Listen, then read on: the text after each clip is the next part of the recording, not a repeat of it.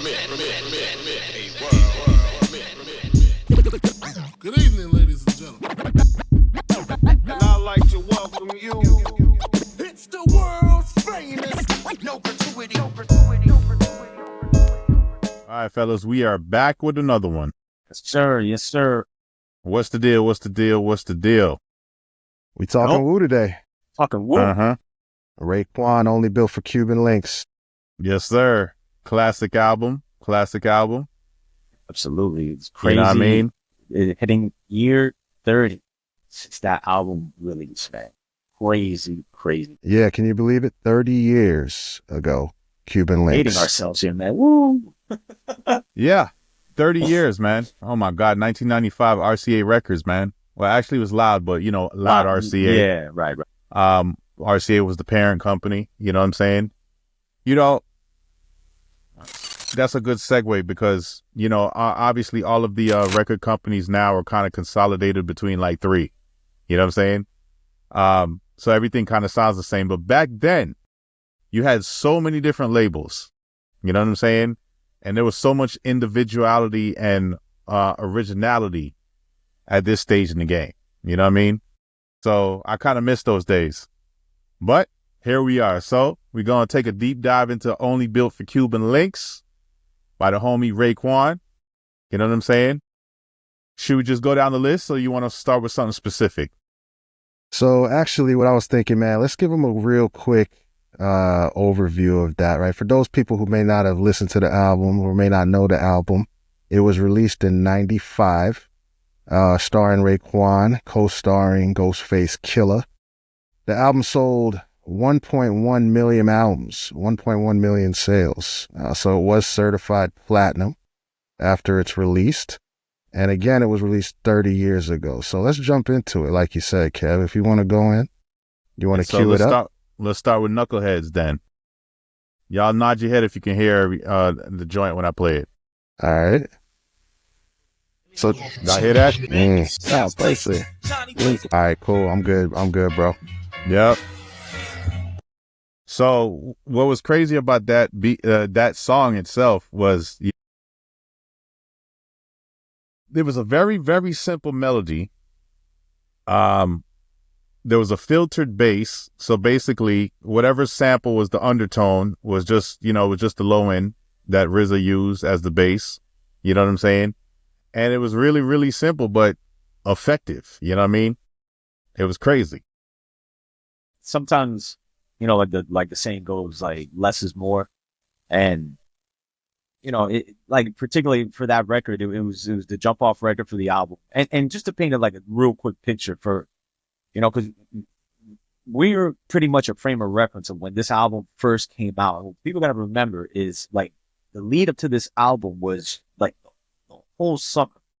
We already heard certain records, but it was like we were getting prepped for a whole summer for this album. So, you know, right when, you know, remember the day going to get this album.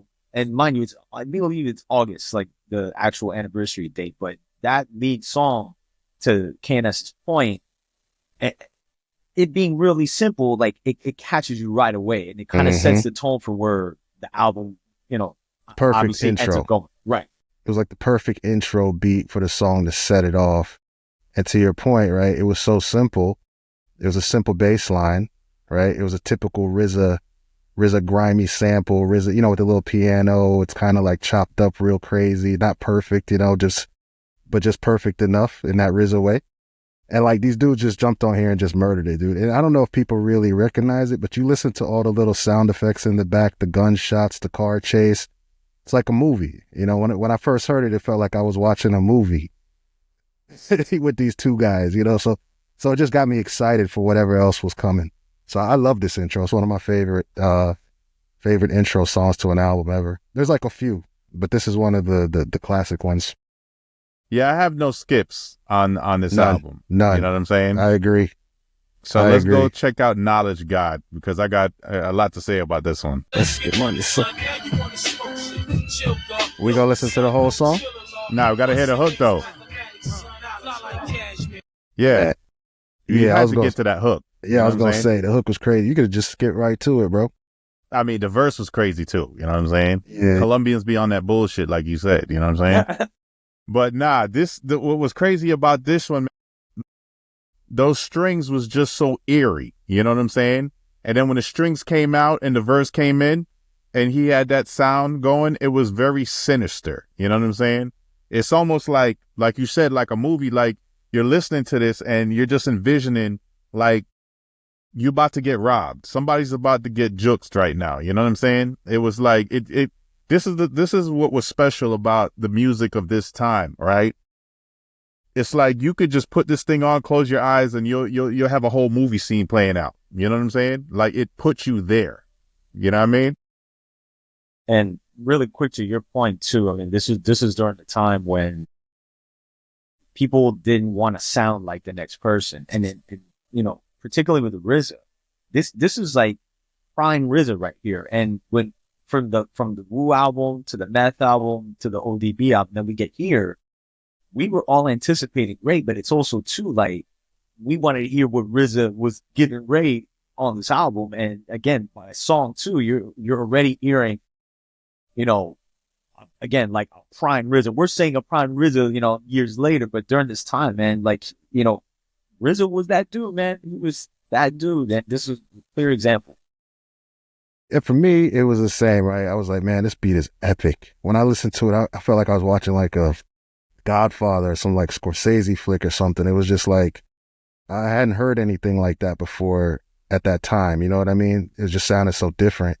And the way Ray came in, I was like, God, his voice is really unique. And like what really stood out for me is it was even more unique than on the first Wu album. You know, he stood out on the first Wu album. I think Meth stood out, stole the show on the first album. GZA, a couple other guys. But like this one, it was like, man, now I really hear Ray up front. And his voice to me ended up being probably one of my favorite voices out of all the guys in the Wu. You know, it's like Ghost, Ray, you know, probably GZA and RZA. They got the best voices in the Wu to me. But this song right here, just in particular, man, like I just loved everything about it. The beat, the lyrics, the flow. I still don't know what he was talking about on it 30 years later, but you know, it is what it is. It sounded great though. And the crazy thing is, you know, RZA did the entire project. It was all him. Crazy. Yeah. But yeah. What was he smoking? Was he sniffing the coke they were sniffing in the beginning of the song? You know, after they got that first deal and the Wu album came out and all of the individual projects came out, this is all explained in the Wu-Tang and American Saga. If you watch that whole shit on Hulu, I didn't watch that one. It's a very great series, dog. Because can I take the ghost mask off? Yeah, you can. Yeah. I paid homage, right? So basically, if you watch that series, you'll see that RZA's brother, Divine and Power, you know what I'm saying? They were together running the streets. And then they split it. They had some beef and they split. So Ghost was with Divine's crew and Ray was with Power's crew. And them two hated each other. You know what I'm saying? They hated each other, like shooting at each other and everything. So RZA got, yes. Yeah. So their RZA same got crew and they were shooting at each other? No, there was in different crews. Different crews. The crew split. Like, the crew split. And Ghost was with Divine, which is RZA's brother. Okay. And Ray was with Power, right? Because the two niggas who's running the crew was Divine and Power. And then they had some riff and they split. So these guys hated each other. And when they decided to come together and do this, RZA had the bright idea, says, you know what? We're going to pair these two guys up together. You know what I'm saying? Because they're going to match each other's energy. You know what I mean? And then when they did that, they really like clicked and became cool. You know what I'm saying? But as you can see, that's how that happened. RZA was a genius, man. So Ghost and Ray was not clicked up in the beginning. They were rivals? Yeah. It wasn't just them either. It was like, I forgot who Meth was with. Meth was running with You Got. You know what I'm saying? Yeah. And they all like, at one point in time, their crews had issues. I mean, like, you know, shootings. And I remember RZA talked one instance where like somebody ran in his house. His man was running from their other man that they had issues with. And he was really like the nucleus to get them all together. So, it was RZA who decided to bring everybody together. Yeah. You know what I'm saying? And that part I knew. And he talked to Power. And Power seen the vision. You know what I'm saying? He seen the vision. Like he put up most of the money to get the apartment and the studio gear they needed. And Power's the one who started Wu-Wear because Power's father ran a clothing shop. You know what I'm saying? Like he manufactured clothes and like did fittings and stuff like that. So that's how he got into the whole Wu-Wear side of the things. You know what I'm saying? Because he had that background. Like you got to watch the series. It's not a bad watch. It's a great watch. You know what you're saying makes sense though, because if they didn't really like each other and then they just kind of got stuck in the studio, it kind of seems like they were battling it out in the studio, like who's going to come harder. Because every song on here, it's like they're going, like who's going to come harder on this song. Right. And it went so well together because both of them seemed like they were, you know, doing their best or like trying to bring out their best. That's a different spin on it. I never heard that before. Yeah, trust me, you got to watch when you take the time, watch that series, man. There was a Showtime series. It was called Mics and Wu-Tang. Mics and Men. Mics and Men. Yeah, that was kind of like the documentary. I saw that one. But the Hulu show is actually like from the start to when they got big. It was like a whole series that documented a lot of stuff. Some of the stuff might have been sensationalized to make, you know what I'm saying, make the story interesting. But it really connects the dots. You know what I'm saying? My wife and I watched it. So let's jump into Criminology. Oh, you know God, Criminology. Yeah. All right, this here one we go. right here. I got a story. All right, so this is one thing I want to show you guys, right? Since we're talking about Criminology, right? First of all, Ghost came in hot on this one. You know what I'm saying? He came in super hot on this one. The Scarface shit in the beginning was classic. You know what I'm saying? And what was really wild about RZA, he really didn't give a fuck, right? Because if you listen to the dan, dan, dan, dan, dan, that part right there at the beginning, listen to how off the drums are when it loops. Listen to that shit. You hear that? That little stutter right here. Shit is off as fuck. He made it work though. Like he always did shit like that and made it work. You know what I'm saying? Yeah. The thing with that song, I mean, it goes back to the point I was making about the anticipation for this album. And this is, again, going back to when we were reading What magazine, Source magazine, right? And that's how we would find out about like songs and albums that were going to come out. So I remember distinctly that song was on hot tapes, or like it was right at the back of the magazine, and it would tell you like what songs are like popping in really what was hot in New York, because at the time that's where a lot of the new music was coming out of. Mm-hmm. So we, again, this is like, I think July, this song is the maxi single, okay? The maxi single drops, Criminology, and I think it was Glaciers of Ice. Yep, you're right. So me and shout out to my man Mark. Yeah, this was the B-side. This was the B-side. Thank you. Okay. This is, you know, for terminology for a lot of the, you know, the younger audience, the B-side was always the record that a lot of us always looked towards, because we knew the A-side, we maybe seen the video, but the B-side was like, oh, what's this? Yeah. And to the point of Scarface, right? So later on in the late 90s, like Scarface became kind of this like fixture in hip hop, where like people were featuring in like interludes or making like songs reflecting the movie. But I'll tell you, this was one of the first instances where you like somebody took like really a big piece of that movie, used it as an intro. And when I tell you, I played that tape, and when you first hear it, I told you a lot. Yo, me and my man Mark, who were big Scarface fans at the time, yeah, everybody lost our minds, yo. Yeah, and then same. the beat kicks in. That's one of my favorite records on the album. Mine too, dude. So when this thing dropped, funny enough, I didn't get the tape. I didn't have the Glaciers of Ice tape. You know, I was always getting copies of a copy from a friend. Nobody made me a copy of this one. Right? So I didn't even hear Criminology until the video dropped, bro. I think the first time I heard it was like Rap City. Yeah, man. Watching the video. And let me tell you, bro, it was like the dopest record I feel like I had heard in ages, bro. Like I couldn't believe it. I was like, man, this beat is hard as F, right? Like this beat was so hard. The way they spit on it was so hard. I was like, dude, I couldn't believe what I was listening to. And I didn't even understand it because I didn't know what the hell they were talking about. It just sounded amazing to me. And then fast forward, you start hearing this thing in the club, and I'm like, can you imagine being in a club? Like, who plays this in a club? That's how crazy Wu-Tang That's how crazy hip hop was back then, though. That you could play this in a club, and it would literally, like, the place would just light up, bro. Like, it was wild. So this to me is, like you said, this is one of my favorite cuts on the album. Again, I don't know what RZA was smoking when he made this, bro, but wow, just classic shit. Well, you ready? You ready for some show and tell? Yeah. So what we have here, the Heaven and Hell single. You know what I'm saying? All right. Yeah. We got doubles.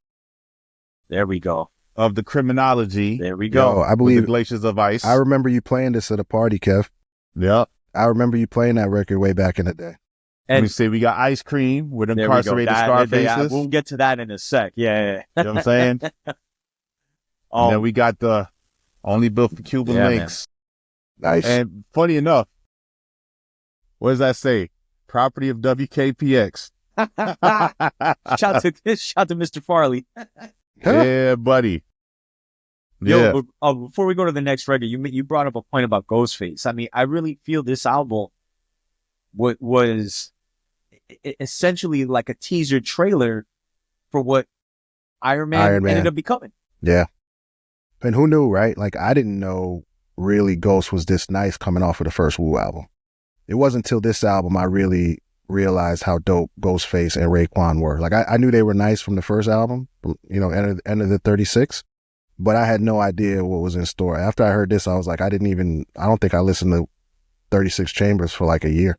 This was here's the funny thing. Yeah. Here's the funny thing. If you watch the Hulu series, it goes through it tells you how, it shows you how Ghost was having trouble.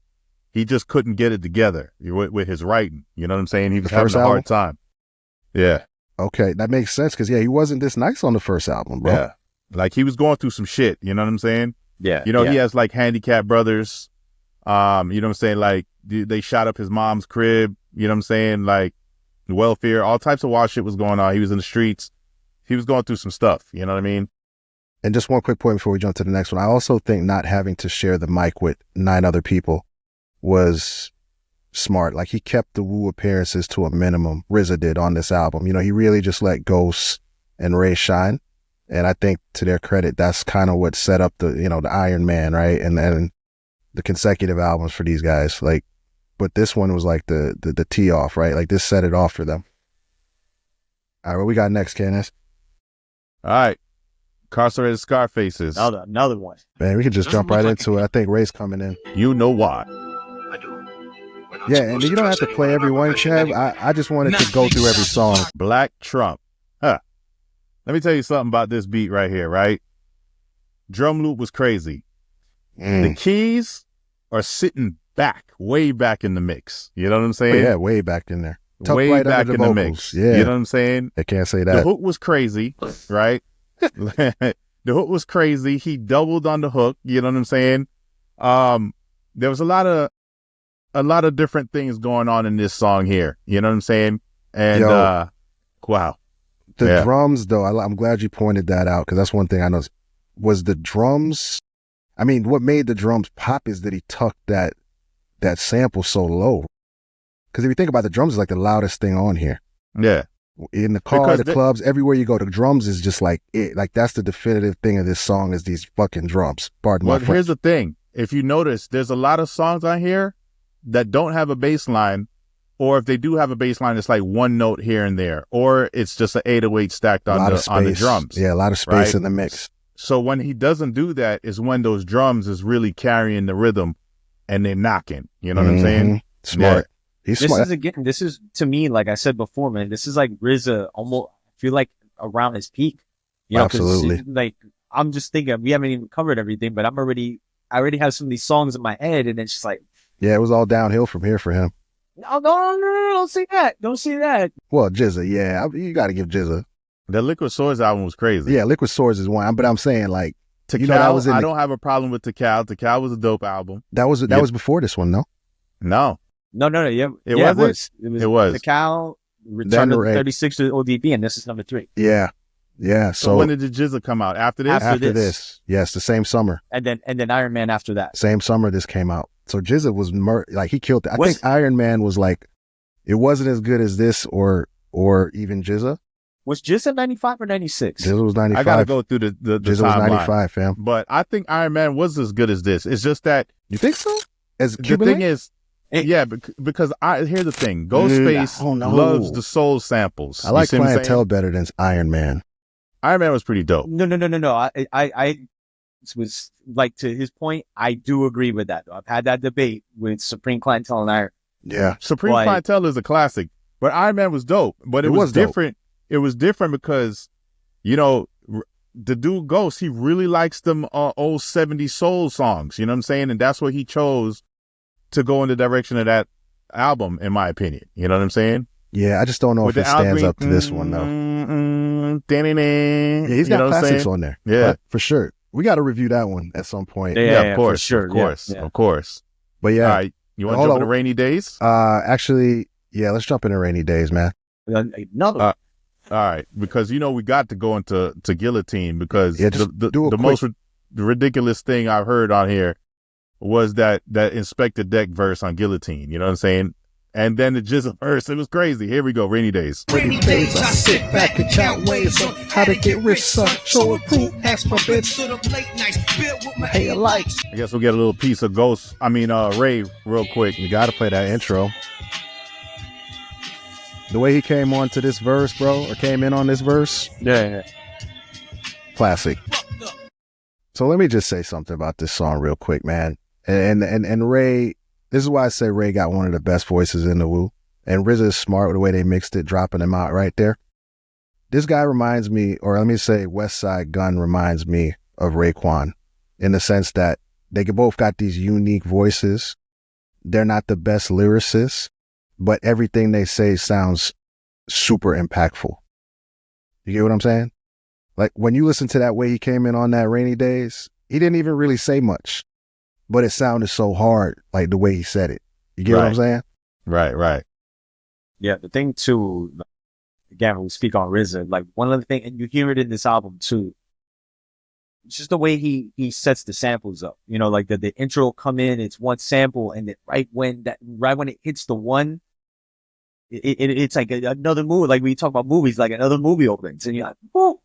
So the same thing with again, Rainy Days and Knowledge God was kind of the same thing, but he had a tendency of doing that where it was like you're anticipating this drop, and then it's just like, but yeah, that drop is crazy. It's almost like a scene, right? Like it sounds like you're watching scenes from a movie. Yeah. And every scene got a different feel and vibe. Like that's how I felt listening to some of these songs. Also the remix, man, the Rainy Days remix, oh, that was crazy too.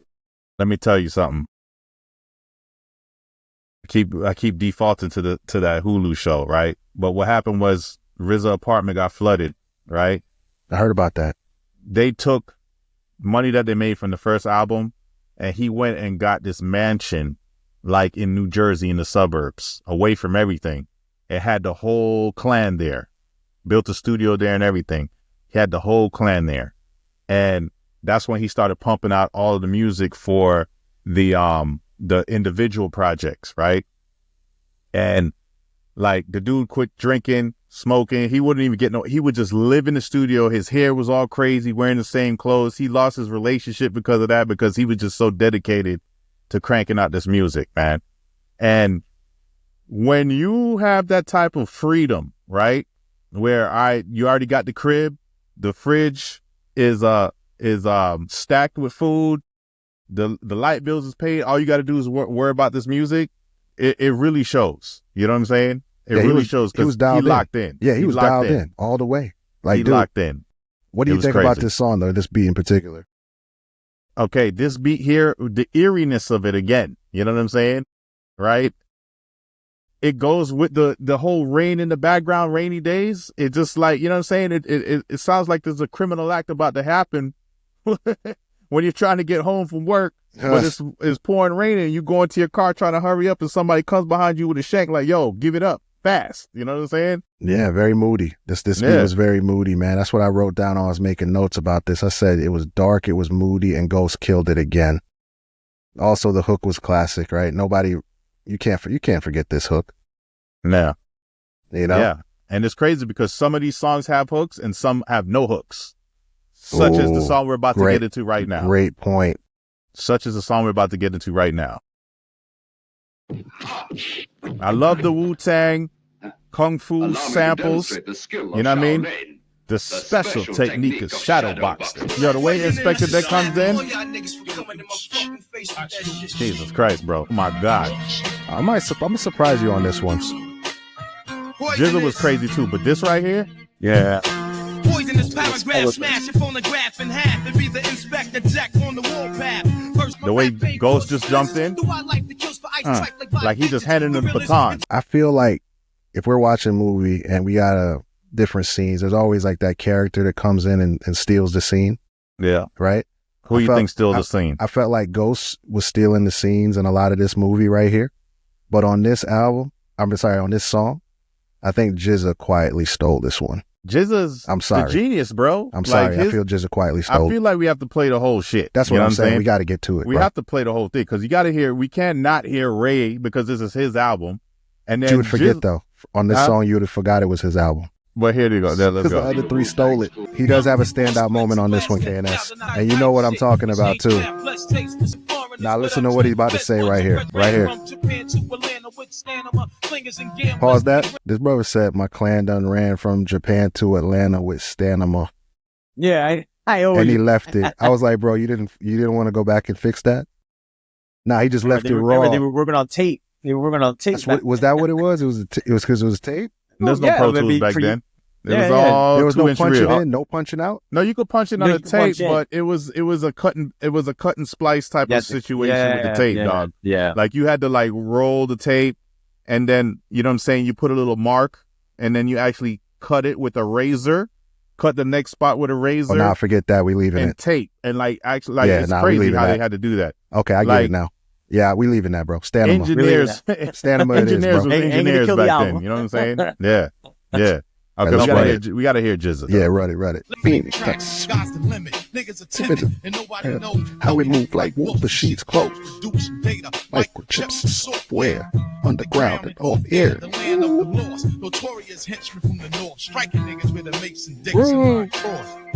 Bro, where the Mason-Dixon line cross. Bro, come on, man. Bro, training them like potties, bro.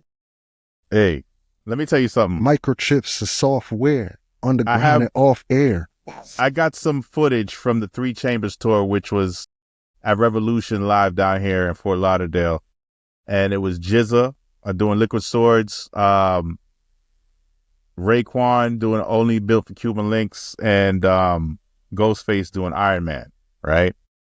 And because GZA lyrics are so ridiculous, you know how like you have some performers that when they rhyming, you know, they got this energy about them, right? Like they're just like all over the place, like a Busta Rhymes and stuff like that. That's not GZA. GZA will stand in one place like this and just rhyme. You know what I'm saying? It's the funniest thing because he looks like he has no energy on stage, but it doesn't matter because it's all about the lyrics with him. His shit is crazy, man. Yeah, the vocals have the impact, and he's a master swordsman because if you noticed every like his cadence, the delivery, the way he accents the last word in the bar, like he's a master, bro. That's what makes GZA, bro. He's out of control. But did you think he won that one though, or did you think that was Inspector Deck on that? Inspector Deck was my favorite on that, and then comes GZA. You know what I'm saying? Okay. Poisonous paragraph, smash the phonograph in half to be the Inspector Deck on a warpath. You know what I'm saying? Yeah. Like just that first line, I was like, oh my God. Deck might have got the short end of the stick out of all the Wu members, bro. No, you got the short end of the stick. But you got isn't lyrical though. He got what he got. I think Inspector Deck deserved more. He's a lyrical assassin. Wasn't his album one that got lost? Correct. They got flooded. There's a lot of that whole album that never came out. Yeah. It ended up what was it? Uncontrolled Substance end up coming out, but you know, as like I said, I keep talking about this like I'm getting paid for it, but I'm not. But on the show, you know, he was upset because sponsored by Hulu. He was upset because, you know, RZA had to recreate a lot of the music and it just didn't sound the same. You know what I'm saying? Like he even took the disc that was like flooded in the sewage water and he took it to one of those places to see if they can recover the data off of the disc, and they couldn't do it. You know what I'm saying? So it was one of those situations where like they had like the project done, but then the flood happened, and you know what I'm saying, RZA had to recreate a lot of stuff, and it just didn't come out the way it was coming out originally. You know what I'm saying? So, but I mean, his album did come out, but it just, the timing was not good. So he never really capitalized like a lot of the other Wu members did. You know what I'm saying? That's my point, right? Like he got the short end because he's literally the top 5 MCs in the Wu. Like he's one of the top 5. He's top tier. He was on Cream. He was on a lot of the biggest records that they had. Yeah, he has the most memorable opening verse, I think, and one of the best voices, arguably, of all time, man. With Triumph. Oh, Triumph. Oh, Bomb Atomically. Whew.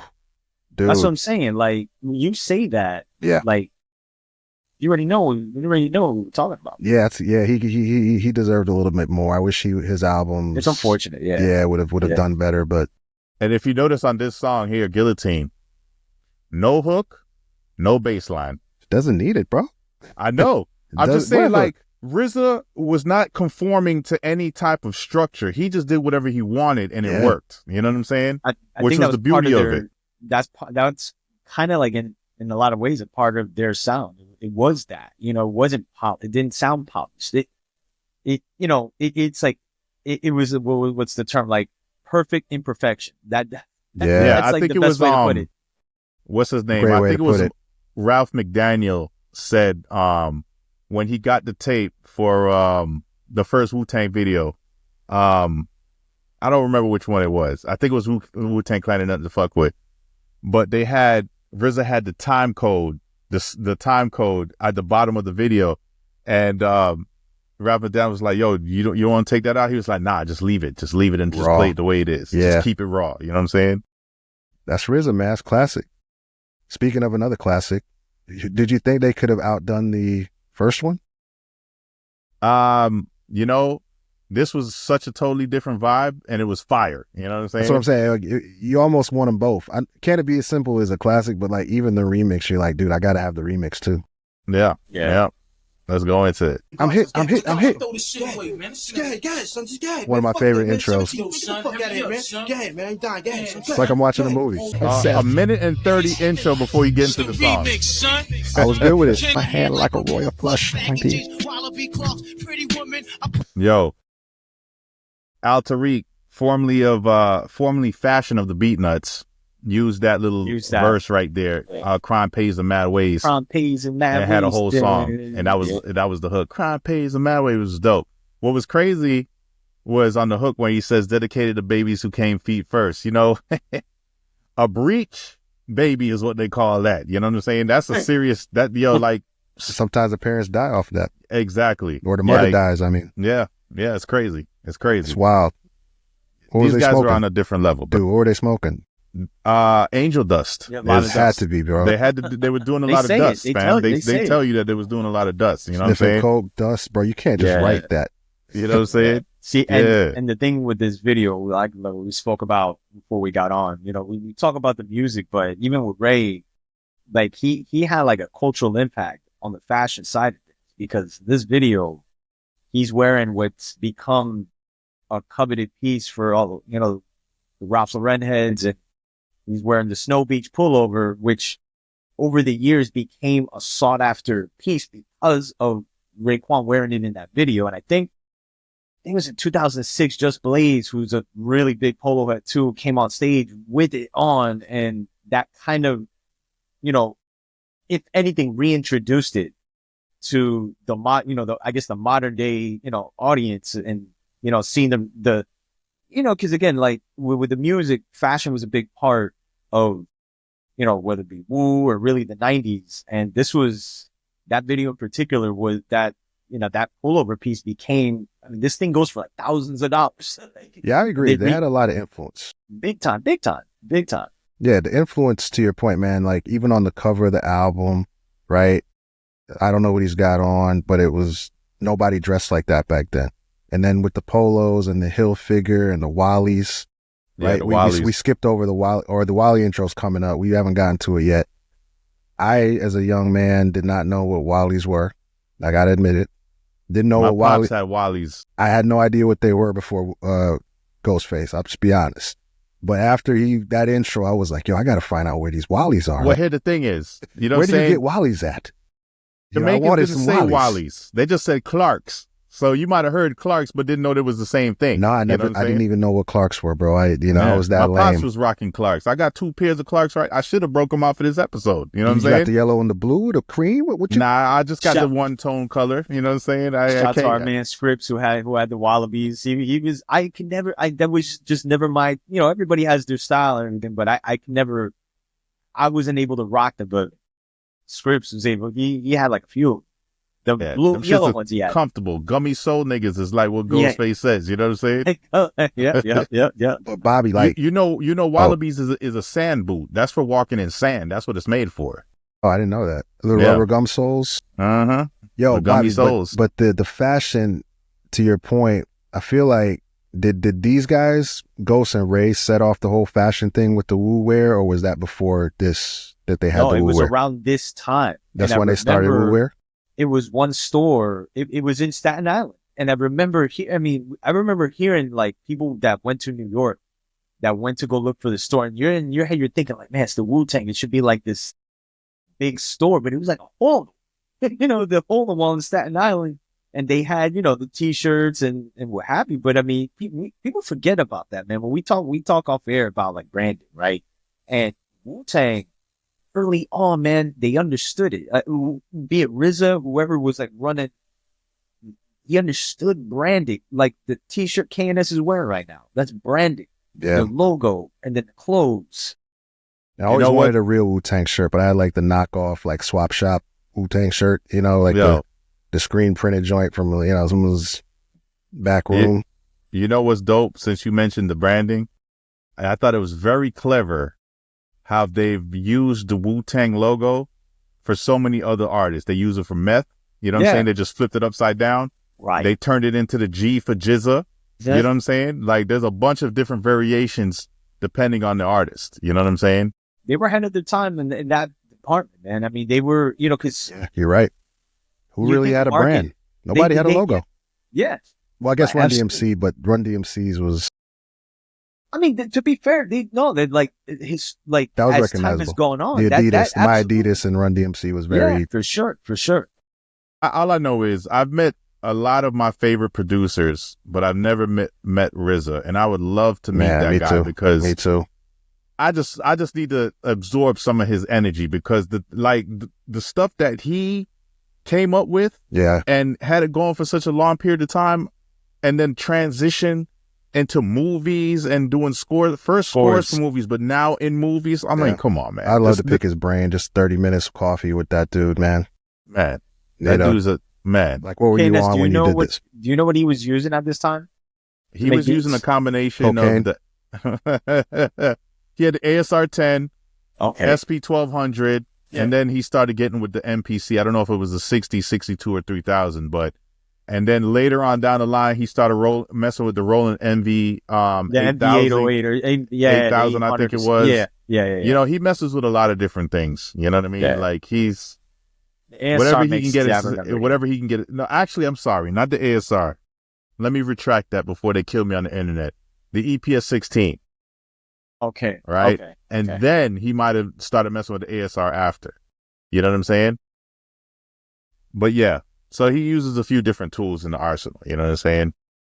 And then, you know, obviously the second Wu-Tang album, if you see the Wu-Tang American Saga, he went and got real musicians to play orchestra so he can sample that. And the whole clan did not believe in it. They was fighting him against it, and they outsold. I think they went like, you might have to pull that up, but they set a record with the amount of sales they did with that second album. You know what I'm saying? That double disc.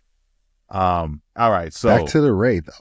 yeah, This is so, my favorite, probably my most favorite interlude of all time. this joy right here. Ghost. I mean, come on, dude. It's unforgettable, dude. Oh, no album. Niggas. You know who he was talking about? Nah, Jay? Biggie? He's Who? talking about Biggie, man. Oh, talking about Biggie. Big. Yeah, okay. Yeah, because That you was know one of- Nas had the kid, and then Big had the kid. You know what I'm saying? Yeah. On the That's album what he's cover, talking right? about. Yeah. And Puff. every time you see him, you know what Puff. I'm saying? Sound like me. Classic shit right here. Tommy Hill rockin' ice niggas. You hear how he detuned the sample and came back? Bro, the beat is dumb. I was going to use another word, but we could get canceled. But you know what I mean. Yeah. Again, Ghost is killing. Oh, turn it up. Kappa's on. Kappa's verse was crazy. He stole this song. Yo, so is this another case of Ray getting shined on or getting murdered on his own shit? I know. Let's hear the verse. Let's see. I mean, they could have just ended it after Kappa's verse. Although I do like this Raekwon verse, though. I do like it. Yo, it's crazy how they just have random scratches the whole song. Love it. Yes. Here's the thing, right? Like, the cohesiveness of everybody who's on these tracks, right? When I'm listening to them, I'm never like, Ray didn't shine on this one or he got killed on his own track. It's just so dope that it's like, whatever, you know what I'm saying? It's like, it's not even like, oh, who you think had the best verse or something like that. It's just like the whole song is just ridiculous. You know what I'm saying? Agree, but would you say after hearing this track, this was a Raekwon song? I would say that the person who shined the brightest was Cappadonna. I don't know whose album this is after hearing. If I had to just hear this song, it's like, there's one star, right? But these all three of them were kind of like the star, but there was like, Kappa was the star of this show right here in this scene. Like, he killed it. Ghost murdered it too, but I feel like Ray was the weakest one, and it's his own album. Right. So if it's your album, you're supposed to be like that guy on, you feel me? Like Biggie never got outshined on his albums. You hear what I'm saying? I think he really didn't have he didn't really have no guest on his albums either. He had Mace, two guests. Puff. Who he had? He had Bone. Come on, Mace wasn't around the first album. He had Jay-Z and he had Method Man. Yeah, but even Jay-Z didn't show him up on Brooklyn's Finest. You get me? Right, exactly. That's what I'm saying. You can't get shown up on your own album. He couldn't show up Biggie on Brooklyn's Finest. You know what I'm saying? He couldn't show up Biggie, period. If he was Ghost, he would have. You know what I'm saying? Ghost would have. Ghost didn't care. Ghost is like, I'm taking over your whole album. No, what I mean by that is I don't think Jay-Z's a better MC than Biggie, is what I mean by that. You know what I'm saying? Agreed. But like, Kappa, is Kappa a better MC than Ghost or Ray? Probably not, right? But on this song, he was like the standout. Yeah. In my opinion. But at the same time, Kappa did a stint in prison. You know what I'm saying? He came out and... I didn't know that. Oh, yeah. That's why he wasn't around for the first Wu album. You see what I'm saying? So was he like officially supposed to be in Wu and he just wasn't? I don't know if he was officially, but he was down with the crew. And what happened was Divine, RZA's brother, really liked Kappa and was like, yo, listen, bam, I'm going to put some money in your hand. I want to do this. And like this is all explained in the show. But like, yeah, the man came out of prison and he was like, yo, I want to put you down. And he actually like paid him up front for the album. You know what I'm saying? You know, like back in the days, like there would be pre-sales, like the retailers would pre-sale or pre-order, I should say, the album, right? So they would say that the album pre-sold gold, right? That's because they had 500,000 pre-orders for the album. Whether or not it sold, that's a different story. That's why they use the term, I think the term was pre-sold or pre-ordered gold. Certified pre-ordered gold or some shit. We got to look that up. But that's how that happened. So, and you know, believe so much in Cappadonna, he already paid him in advance, you know, for that album, that first album, the Pillage. You know what I'm saying? Because he figured he figured Kappa was a star and it was gonna sell. You know what I'm saying? Which it did sell. But there was some type of financial dispute with Kappa and Divine after that spilled over. It's all documented. I think that was documented in the From Mics to Men. I was gonna say, don't say Hulu. Yeah, it was documented in that. They're not paying us in that show. You know what I'm saying? That whole back and forth situation. You know what I mean? Yeah, Kappa is definitely one of the most underrated guys in there. I think his voice is actually probably one of the top 5 too. But he's another one that has just, like, we talk about Deck, like, he just has memorable verses all day. You know, like Supreme Clientele. You remember that one? That and which 97 mentality. We haven't even got to that yet. 97 mentality. Yeah. The first beat I ever heard with no drums, and Kappa murdered that. You know what I'm saying? Yeah. Yeah, the guy's good, man. These guys are all good. We They're can't tell. Yo, Capadonna murdered, what was it, Winter Wars? Yeah, we're gonna talk about that. But that was on in a few. that was on a different that was on project. Forever though. That was on Forever. Yeah, that's not on this album. No, wait. Winter Wars was on Iron Man, wasn't it? I don't remember where it's at. It was on one of those albums. It was either on Iron Man. Because initially, I think it was on. No, maybe it was on the Forever. Don't Be a Menace soundtrack. It might have been on Forever. Yeah, it was on a soundtrack, bro. Because we heard, that was my first, if I remember correctly, that was the first time I heard Capadonna was on that record. So that had to have been before this record. Something tells me. Yeah, it was on Don't Be a Menace. Yeah, you're right. Yeah. It was on the Don't Be a Menace. But what was it on an album or no? It was. No, on Iron the Man. soundtrack. No, it was on Iron Man too. Nah, but the first time we heard it, because Capadonna's on this song here, we Stan's heard right. that before we heard this. Yeah. You know what I'm Stan's saying? right. It's on Iron Man. Yeah, but I didn't hear it there. Where I first heard it was like, I think in the club, I believe you were spinning it. Yeah. You know what I mean? Like, cause it wasn't on the radio, but I heard it and I heard it in the club. And then I believe I heard it on the album on the Iron Man joint. So like, I wasn't getting stuff as early as you guys, cause you know, you were DJs and you guys were getting stuff from New York and, you know, mixtapes and stuff. You know, I was always getting it a little bit late, you know, a couple weeks late, or the official drop. I was getting it from this place right here. I sent to my house. You know what I'm saying? Listen, and he put me on the game. You know what I'm saying? He was like, yo, dude, they used to send these records to the radio station. And then the program director would get them and be like, here, guys, here's your stuff and blah, blah, blah. And sometimes they'd get it to us late and we wanted to debut stuff. So I was like, you know what? I just contacted all these labels. It's like, here's my address, send it here. You know what I'm saying? So they started shipping it to the crib. Nice. And after I graduated, I'm telling you, like for the next 5 or so years until they stopped playing hip hop on that station, I was still getting records to my crib. You know what I'm saying? Yep. Hey, real quick, are we gonna go through? I guess we gotta go through these other ones, but I do want to get to the ice cream because I think he murdered that one as well. Yeah. That's another one too. The video and all that. Yeah. Yeah. I guess we'll get to that. We'll keep it moving. We'll get to it when we get to it. Yeah, we're almost done anyways. You know what I'm saying? Not really. Actually, there's an 18 song. We'll just breeze through them. We don't have to play the whole song. We just breeze through. I mean, really, like there's standouts. Obviously, like verbal intercourse. I want to get to that because we talking about somebody being outshined. I want to get to that. You know what I'm saying? Let's get to it. Let's go. Yeah, Let's keep it moving. Glaciers. Just play like a little snippet, and we'll just drop the commentary, and we can dice it in. That's how you free the Clarks. Boom. That's the intro. Yeah. Boom. Now. It's the blue cream. You know what I'm saying? Shit like Rock 'em this summer. Up gun cock. Avalanche lock. Get paid off. Wu-Tang soccer continue. All right. Rap Maya Lansky. Yo, they really know their gangster history. You know what I'm saying? They really know the dudes from the Prohibition era. Like, this is crazy. Hey, don't play the whole song, dog. We got like 10 songs to go through. Yeah. Let's just drop the commentaries. But yeah, Master Killah was on this joint. You know Master Killah's Jamaican, right? Oh yeah, I did know that actually. Yeah. So, but yeah, Master Killah is another underrated guy who never really got shine on being down with Wu-Tang. You know what I'm saying? How you feel about the song? Huh? How you feel about the song? I mean, the beat is crazy. You know what I'm saying? Let me tell you what all right. So the sample was crazy. The hook was crazy, right? And I think Master Killah was perfect for this particular track. Another great selection on RZA's part to put him in this song. You know what I mean? Okay. How you feel about it? I have nothing Bobby? bad to say about this song. Like, this shit knocks. Yeah. This is the lead single. This was the lead single to the album. Kind of weird though, right?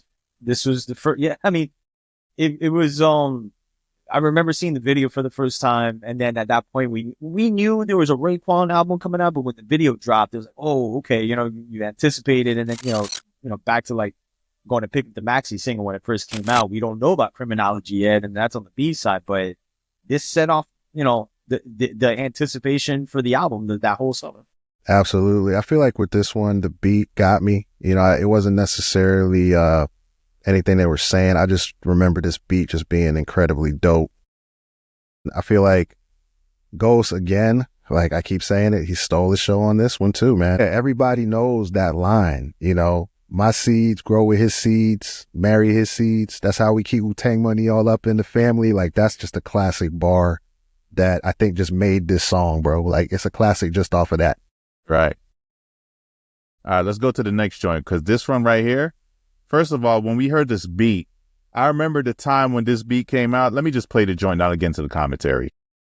No chicks, Oh my God. What was he on, dog? What was RZA on? He's paying me to give him my gun. It's my son. All right, so let me just say this, because this is all I really need to say on this, man. These guys murdered it, all three of them on this song. I think you just need to play this song on repeat for eternity and take notes, because you will never be as nice. And I repeat, all you rappers and new school rappers, you will never be as nice as these three and the RZA on this record. Just take notes. This was yet another one. This was another one that we had seen on the back of the magazines that, new songs coming out. And then we see Nas featuring Ray and Ghost. Yo, what's this? What's this? So naturally we get the album. And then, not that we fast forward to it, but we get to the song and then you hear the beat. And then, Nas just comes in and just, to this day, man, like this is what we talk about, like this era of music. Just, it still holds weight. I still get the same reaction hearing this song 30 years later. And then the way Ray comes in, it's just Perfect. Let me tell you something. Yeah, exactly. This song was so crazy. At the time when it came out, I remember everybody was trying to figure out what the sample was. There was this dude who owned a barbershop in Plantation right off of Broad Boulevard and 441 and had a studio in the back. And he claimed that he had the original sample. So we actually went over there to see if he had the original sample. He ain't show us the original sample. So I don't know if did he have it? I don't know if he had it. I think he was just blowing smoke up everybody's That's ass. lame.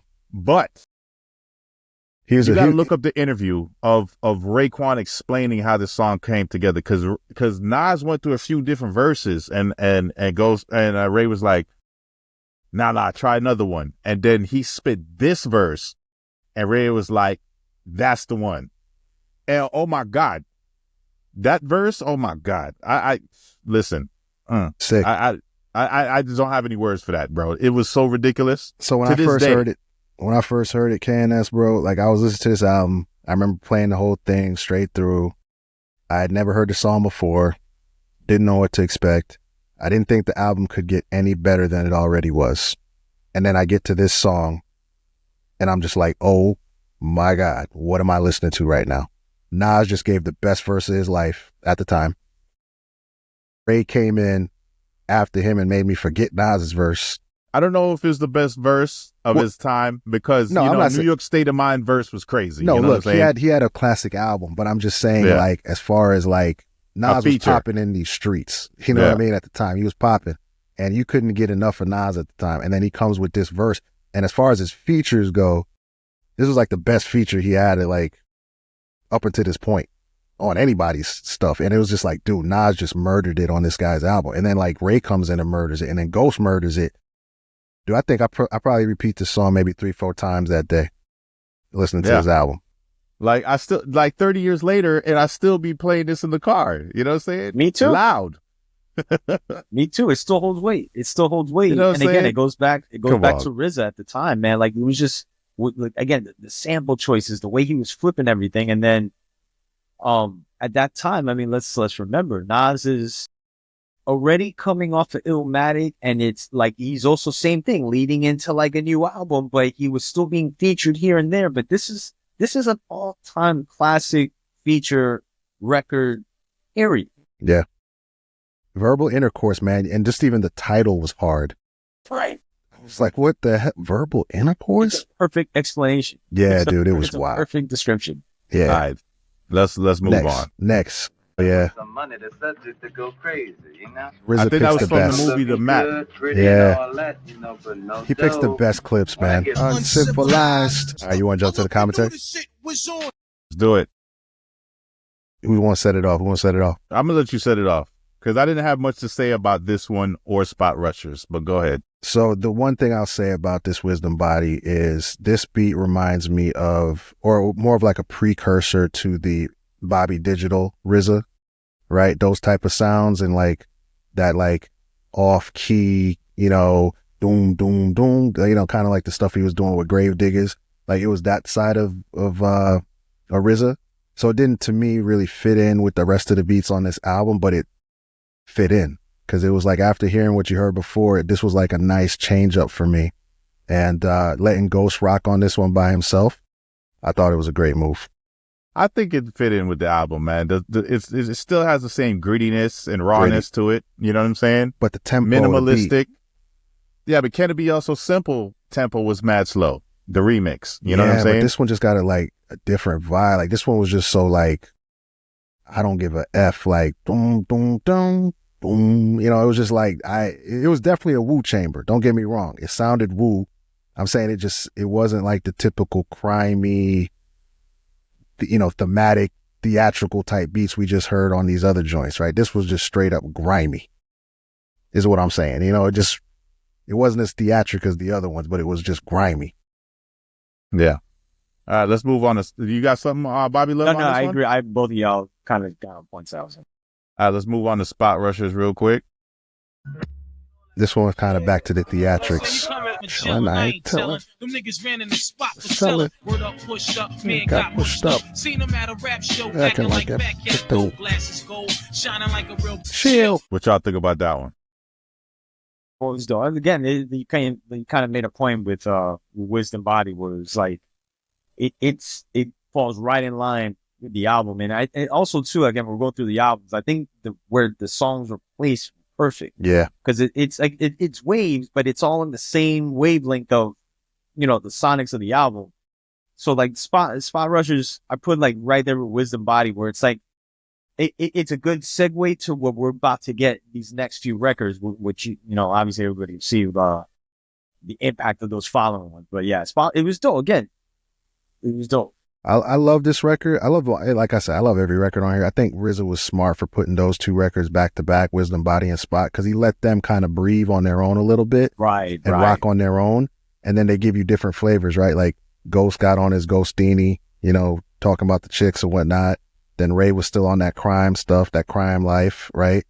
On this song, the mafioso. Yeah, so he let them kind of rock and breathe on their own, and that was a smart move, especially like later into the album. And to your point, Bobby, it sets us up for this next track, which to me was, I would have probably made this the lead single. Right. Hindsight, right. I've thought about that over time. But like, I thought about that. Yeah, I wonder why this wasn't, but maybe they didn't want you to think this was a different type of album than it was. But this was clearly the hit, right? So let's jump into the hit. No bass. Where do you find this sample? We got to check who sampled for that one. Where did he find this, bro? Jesus. So at this point, I said these guys have their own slang, because to this day, 30 years later, I'm still trying to find out what Vonsi and La Rue is. No clue. No clue. I don't know. No clue. All I know is I remember the video. Mm-hmm. And he spun the little light-skinned chick around. She had the short Halle Berry cut, and she had a fat ass. Let's cut that in if we can. I'd like to revisit that moment. All right, let me find out while we're playing this. It's been a while. All right, let's talk about the song before we see that little thing that we was talking about. Oh, wait, you got it queued? Oh, yeah, I got it queued. Oh, I just meant edited in post. Hey. Yo, listen, you know me, bro. I don't waste time. Man. You know what I'm saying? Word. I don't waste time.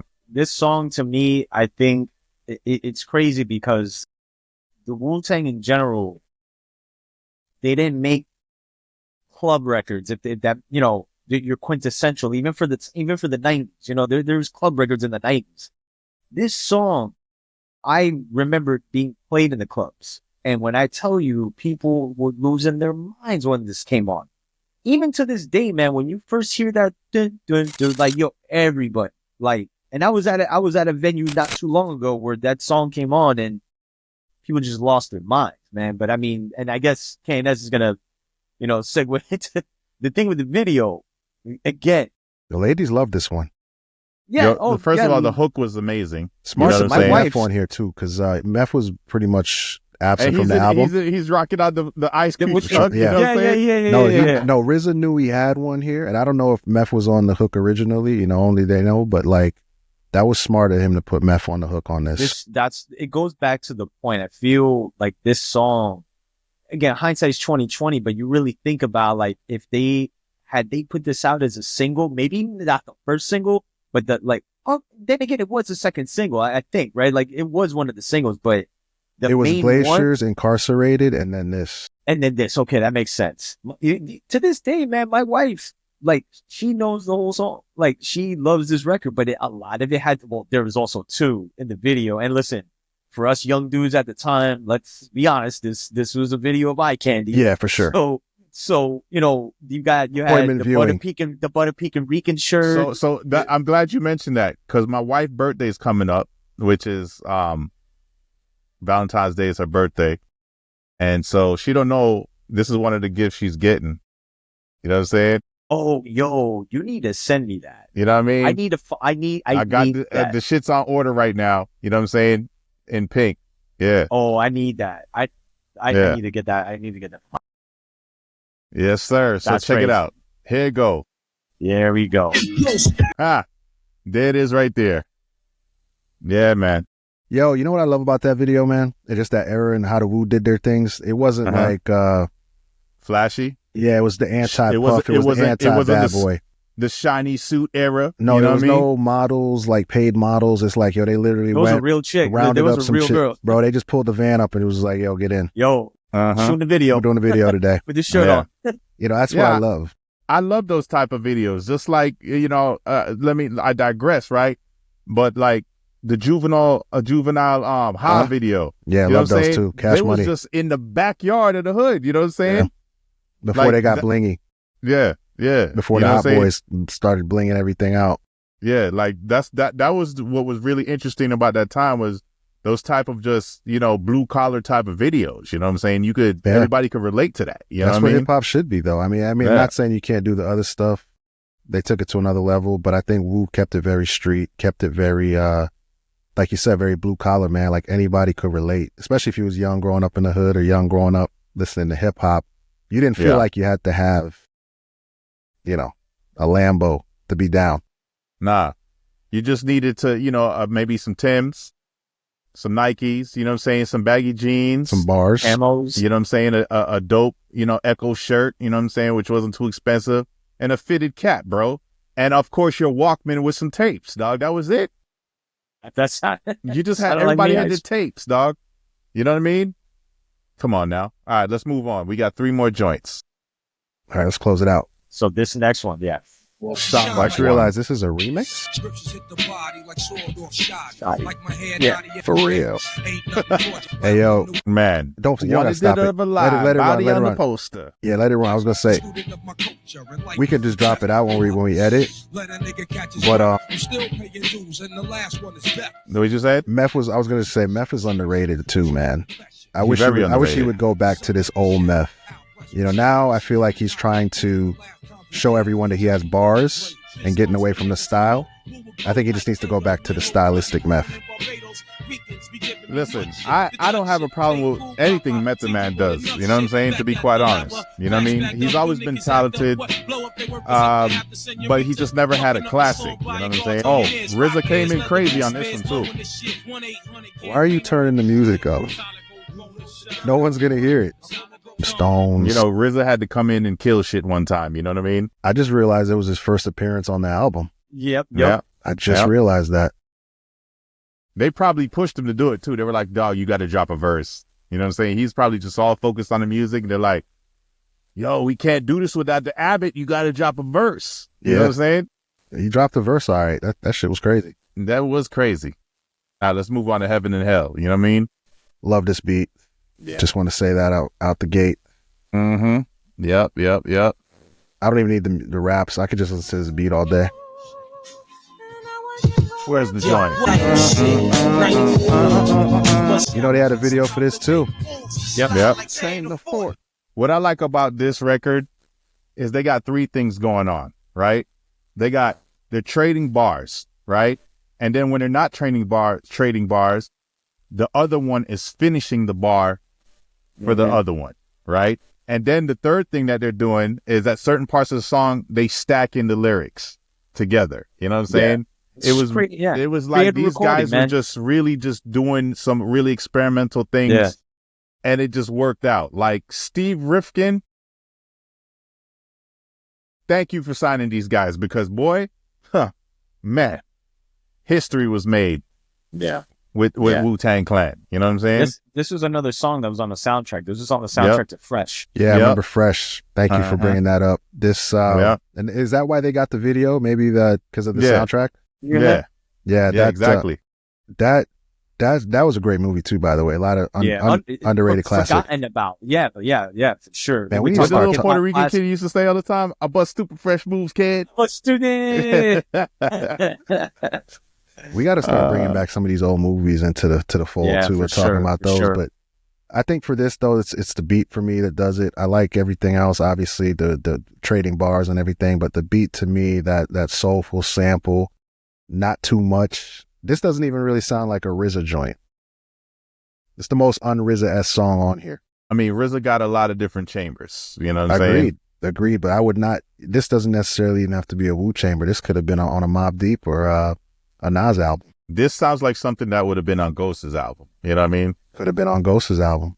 You know, it's got just the soul loop. It's just beautiful, dude. I loved it. It's a perfect ending to the album. Actually, we got one more joint. There's one song, but one more. Yeah. Go ahead, Bobby. No, I was just gonna say, I mean, we're gonna go into the last song, but I mean, I really go back to the point, like I feel, and you kind of mentioned about, you know, the point of they were it essentially secluded working on this album, and you know, we again, all of us here have still experience making music, and there's like a vibe that goes along with getting creative, and when you just hear all the records that are on this is why I say, like, this is really RZA. Again, even at a peak, but it didn't like stop here. But I think this is really a point where, I mean, we say with Primo too, like when we hear Group Home and those albums where it's like, man, that's like, you hear the term opus, right? Like your masterpiece. Like you could argue for RZA, this couldn't be his opus. I would agree with that 100%. This is my favorite solo effort and probably one of my favorite Wu albums. Yeah. And he was all the way dialed in on this one. Yeah, for I sure. feel like he was all the way dialed in on Liquid Swords as well. Yeah, but not like this. It goes back to my point. It's like you can make arguments. This GZA, now Iron Man, you know, mathematics gets involved too. So it's like it wasn't all RZA, but again, he really. But it was under the RZA umbrella. You know what I mean? Exactly. But I mean, he got just too busy. He just got he had too much work. He had to spread it out. Like this is why, Puff did the remix for Method Man. You know what I'm saying? Because for All That I Need, Def Jam stepped to them and was like, "Yo, we want a remix, more radio friendly." Radio friendly, yeah. And Meth went to RZA, and RZA's like, "Yo, just have Puff do it. I'm too busy." And thank God he did, because that was Meth's #1 hit. You know what I'm saying? At the time. But there is a RZA remix though. Yeah. But not like obviously the one I feel that gets played more. Yeah. No, like he had the RZA remix, but they wanted something more radio friendly, and he was like, "Bro, just like Meth out of respect went to RZA and was like, yo, do you mind if he does it?" And RZA was like, "Nah, man, go ahead. Like I'm like Swamp," and it was a major hit. All right, let's hit this last joint, North Star. You know what I'm saying? And let's check it out. I think they're just talking in that one, right? If I'm not mistaken. He spits a verse towards the end, but yeah, that's it right there, man.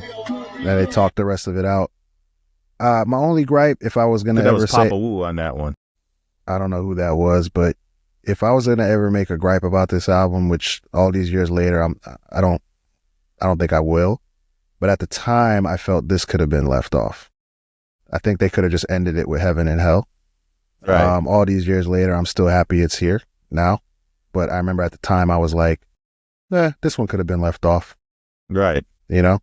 But now I don't it. think anybody cared. You know what I'm saying? Like, it was such a complete body of work. Like, nobody's like, "Oh man, I'm so mad that this is on here." Like, well, remember it was tapes. Remember it was tapes at the time. That's true. So I had a tape. Yeah. So at this, I would have to fast forward my tape so I could start over on the other side and start it all over again. Right. So I was mad I had to fast forward through this to get to my.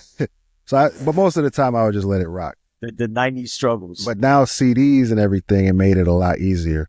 But I actually had the purple tape. You know, I had to listen to this on my Walkman in my tape deck. And I remember that being a gripe at the time. Now, with the advent of digital music and CDs, I think this is a perfect album. Yeah, this was one for the ages. You know what I mean? Yeah. Hip hop history. If y'all kids out there that are watching this want to know about hip hop history, this is one of the albums you need to listen to. You hear this term pillars, right? And I feel every era had its pillar albums. Yes. This, without a doubt, is one. It is, because we're still celebrating this album 30 years later. I mean, they're going to celebrate it in August, but in terms came out of this, you just mentioned the purple tape. Like, there's a reason for that. Yeah, obviously the cassette is purple, but it's a timepiece that, again, you had to be there at the time, and to the point of like CDs.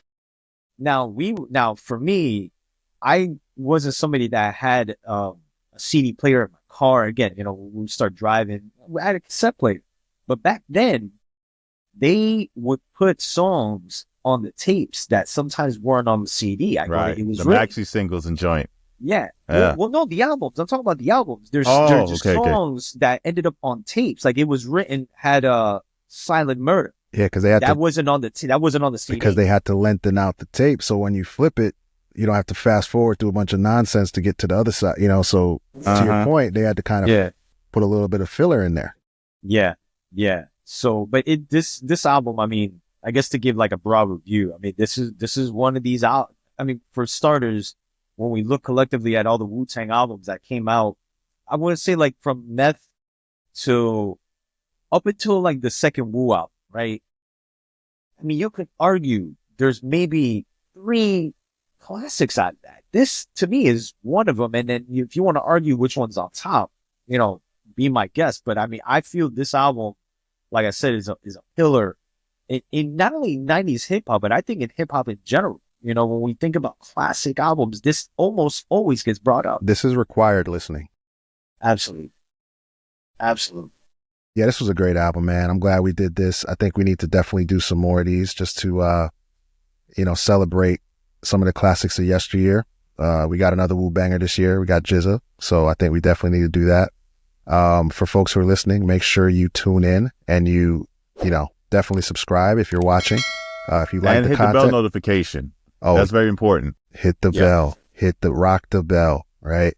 That's very important, folks. If you're listening and you like the content, you want us to keep making more of these, please hit that subscribe button. It means a lot to us, and it will definitely help. As well. What's that? Yeah, drop a comment as well. Do your thing. But hit us on Instagram, YouTube, Facebook, Twitch, TikTok if it comes back. X. Yeah. It is back. See if it stays. But we'll see. Word.